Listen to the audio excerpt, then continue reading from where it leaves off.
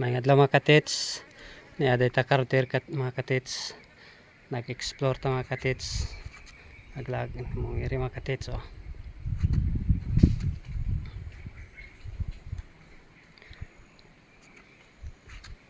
Na.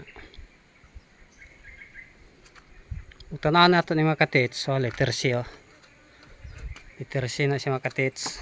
Gamay lang siya mga katits.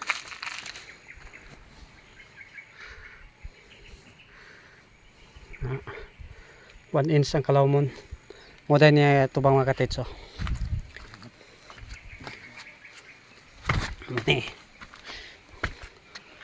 Kung diri dahil mga katits, na islas mga katits, babaw mga katits oh.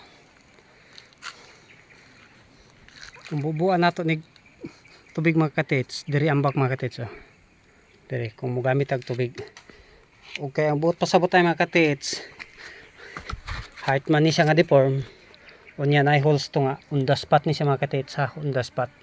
Pero sa plaster lang daan mga katits, lisod na kay siya daan mga katits.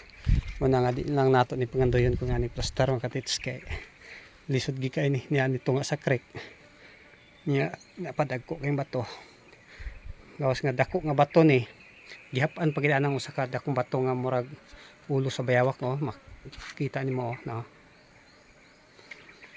Ulo sa bayawak. Napatapad mga katits oh. Yung mga marker. Okay, salamat mga katits. Na lang.